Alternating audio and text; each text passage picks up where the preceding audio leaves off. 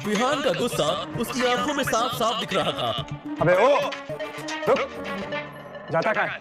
अनिका ने विहान को रोकने या फिर शांत करने की कोई कोशिश नहीं की। शायद वो भी इस तमाशे को एंजॉय करना चाहती थी।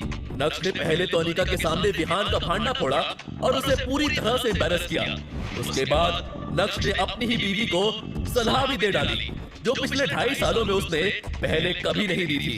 लेकिन अनिका की खरी खोटी सुनने के बाद अब नक्श कोई बात नहीं करना चाहता था।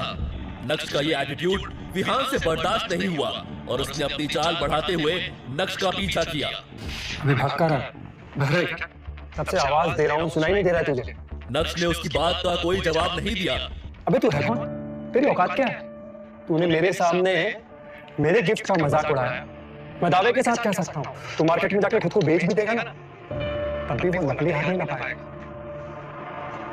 तू बड़ा बात करता है, तुझे ना तुम्हारी मार्केट वैल्यू पता होनी चाहिए। बोल। जब कोई आपकी खामोशी का फायदा उठाने लगे तो बोलना जरूरी हो जाता है। पहली बात, जो लड़की तुम्हारे सामने खड़ी है वो मेरी बीवी है, तो बेहतर यही होगा कि मुझसे दूर रहो। दूसरी बात, तुम्हारा दिया हुआ हीरे का नकली हार की कोई जरूरत नहीं है, कि मैं खुद इसे लगा दे सकता हूं। तो तुम ये ढोंगी दिखाना बंद करो। तीसरी बात, किसी खुद की जेब में नोट नहीं होते तो चिलक बजा के दिखावा नहीं करते। और एक बोनस बात, दोबारा इस पेन को टच किया ना तो मैं तेरा हाथ तोड़ूंगा। नक्श ने विहान को अपने स्वैग के दर्शन करवा दिए थे। इसी के साथ नक्श ने विहान को एक बाजू ढकेला और ऑफिस से बाहर निकल गया। नक्श के वहां से जाने के बाद कुछ देर तक विहान वहीं खड़ा रहा, लेकिन इतनी बेइज्जती होने के बाद वहां रुकने का कोई सेंस नहीं था। तमाशा खत्म होने के बाद अनिका भी ऑफिस के अंदर चली गई। क्या देख रहे हो तुम लोग? Get back to work. ये अंजी कॉर्पोरेशन का ऑफिस था, जिसकी चेयरपर्सन अनिका थी।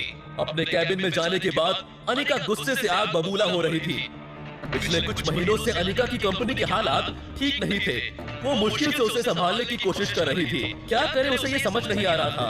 तभी उसे विहान मिला और जब उसकी दोस्ती विहान से हुई तब जाकर उसे पता चला कि वो एक बहुत बड़े परिवार से ताल्लुक रखता है। और बस यहाँ से अनिका ने विहान को अपने जाल में फंसाना शुरू किया। और आज विहान न सिर्फ उसकी कंपनी का बिजनेस पार्टनर है, बल्कि मेजर इन्वेस्टर भी है। और विहान की वजह से ही अनिका की कंपनी अभी चल रही है। इस कंपनी के सारे लॉसेस विहान ही बेयर करता है और अनिका को इसकी बहुत जरूरत भी है। अनिका का विहान से दोस्ती करना कोई आसान काम नहीं था। कितने पापड़ बेलने के बाद वो उसके करीब आ रही थी। सब ठीक चल रहा था, सब कुछ अनिका के प्लान के मुताबिक हो रहा था, लेकिन नक्श ने आकर आज सब कुछ बिगाड़ दिया। जो लड़की तुम्हारे सामने खड़ी है वो मेरी बीवी है। क्या जरूरत थी उसे विहान को ऐसा कुछ कहने की? हार भले ही नकली था, लेकिन ये सब कहकर उसका ईगो हर्ट करने की क्या जरूरत थी? अब पता नहीं वो उसकी कंपनी में अपना पैसा इन्वेस्ट करेगा या नहीं। अगर वो आज नक्श को अपने साथ नहीं लेकर आती तो अभी विहान उसके साथ बैठा होता। अंजी कॉर्पोरेशन के ऑफिस से बाहर आकर नक्श काफी खुला खुला महसूस कर रहा था और नक्श इस शुरुआत को बरकरार रखना चाहता था। तभी अचानक से नक्श का फोन बजा और जब उसने स्क्रीन पर अपने दादाजी का नाम देखा तो उसके चेहरे पर चालाकी वाली मुस्कान आ गई थी। Mister Bhanushali, what a coincidence. मैं भी आपको फोन ही करने वाला था और देखिए आपका फोन आ गया। अच्छा बेटा, तुम्हें अपने दादाजी की याद आ गई? अच्छा मजाक कर लेते हैं दादाजी। आपने मुझे फोन किया तो जरूर कुछ इंपॉर्टेंट काम होगा। वैसे मैं भी आपको एक बहुत ही खास काम के लिए फोन करने वाला था।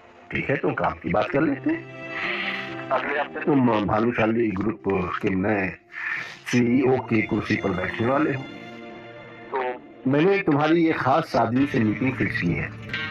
एड्रेस तुम्हें व्हाट्सएप कर दिया है, तो तुम मुझसे कल मिल लेना।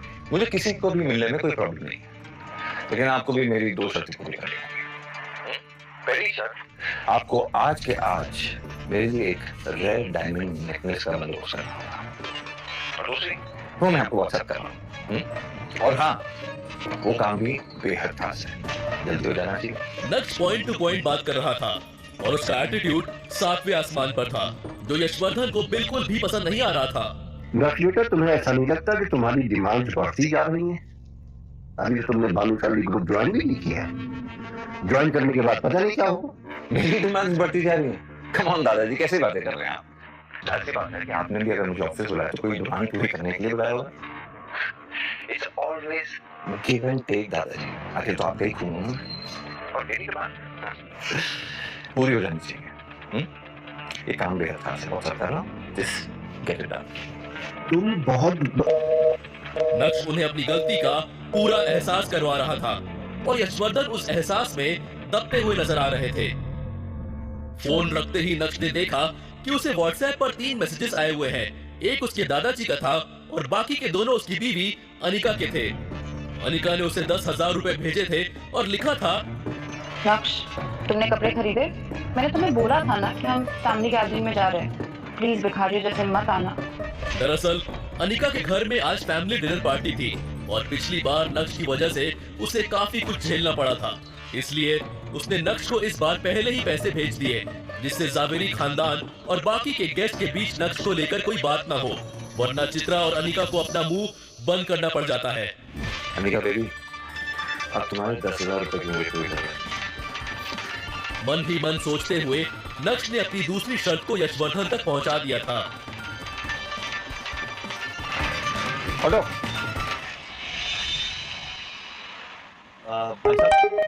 Golden domain society.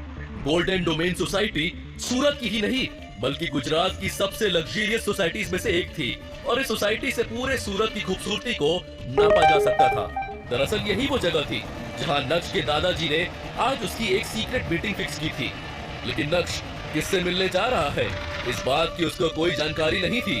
उसने सोचा ही नहीं था कि जिस इंसान से वो मिलने आया है वो कोई और नहीं बल्कि उसका चाचा दर्पण भानुशाली होगा। ये जानकर नक्श अपने चाचा से बिना मिले ही वहां से जाना चाहता था, लेकिन तभी अचानक से उसके कान में एक आवाज सुनाई पड़ी। नक्श, पिछली बार 2.5 साल पहले लगभग मिला था तुमसे एंड आई मस्ट से पहले से काफी अच्छे और कॉन्फिडेंट लग रहे हो। अब क्योंकि दर्पण भानुशाली ने नक्श से बात करना शुरू कर दिया था, इसलिए नक्श किसी का डिसरिस्पेक्ट नहीं करना चाहता था। हालांकि नक्श ज्यादा बात नहीं करना चाहता था और अपने चाचा की शक्ल तो बिल्कुल भी नहीं देखना चाहता था। दर्शन काका, તમે सीधे पॉइंट पे आओ ने और बताओ भानुशाली फैमिली को अब मेरी क्या जरूरत है। हाँ, अगर आपको लग रहा है कि आपकी बातों में आकर मैं भानुशाली ग्रुप ऑफ इंडस्ट्रीज के बारे में भूल जाऊंगा या उसका नया सीईओ बनने से मना कर दूंगा, ये आपकी सबसे बड़ी गलतफहमी होगी। कोई डाउट मत रखना।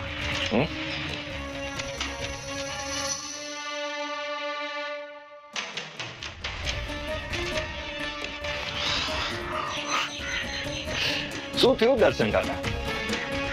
शायद आप ये बात भूल रहे हैं कि आप मुझे ज्यादा परेशान करना हो नहीं करते, क्योंकि आप भी खेतान एंटरप्राइजेस के शेयर्स मेरे नाम पे हैं। ये शेयर्स तो आप जानते हैं ना, जो आपने दादाजी और पापा को लेने से मना किया। और ये शेयर्स आपके लिए कितने इंपॉर्टेंट है और भानुशाली ग्रुप ऑफ इंडस्ट्रीज के कितने इंपॉर्टेंट है अच्छी तरह जानते हैं। तो दर्शन काका, अगर मुझे गलती से भी कुछ हो गया ना, तो जो कुछ भी आप चाहते हैं मुश्किल से मिल पाएगा, शायद कभी भी नहीं। तो आइंदा मुझे रोकने की कोशिश मत करना। भानुशाली ग्रुप ऑफ कंपनीज पूरे गुजरात में एक बड़ा नाम था। छोटे से बड़ा हर बिजनेसमैन को भानुशाली ग्रुप की सारी जानकारी थी। 4 साल पहले मार्केट में उन्हें कंपटीशन देने के लिए कोई भी नहीं था, क्योंकि उस समय भानुशाली ग्रुप का सीईओ नक्श के पिता यानी जितेन भाई भानुशाली थे। जितेन भाई को बिजनेस की सारी एबीसीडी पता थी और यही वजह थी कि उन्होंने खेतान एंटरप्राइजेस के 40% शेयर्स खरीद लिए थे। उन्हें पता था कि आगे का मार्केट कैसी करवट लेगा और वो उसका पूरा फायदा उठाना चाहते थे। लेकिन ये बात दर्पण भानुशाली और यशवर्धन भानुशाली को पसंद नहीं आई और बिना कुछ सोचे समझे उन दोनों ने मिलकर जितेन भाई भानुशाली को भानुशाली ग्रुप से बाहर का रास्ता दिखा दिया। जितेन भाई के जाने के बाद नक्श के चाचा दर्पण भानुशाली ने भानुशाली ग्रुप के सीईओ की कुर्सी संभाल ली। लेकिन वो अपनी कंपनी को संभाल पाने में पूरी तरह से फेल हो गए।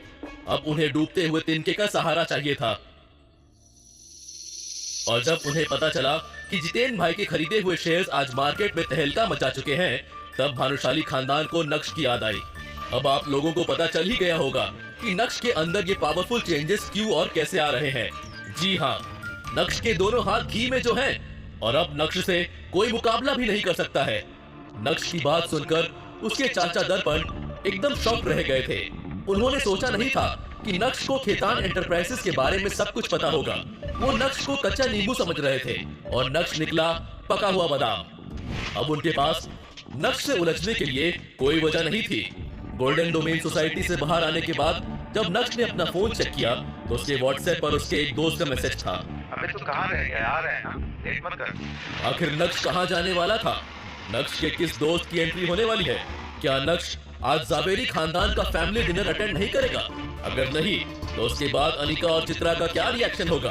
अगर हाँ तो उस डिनर पार्टी में क्या होगा?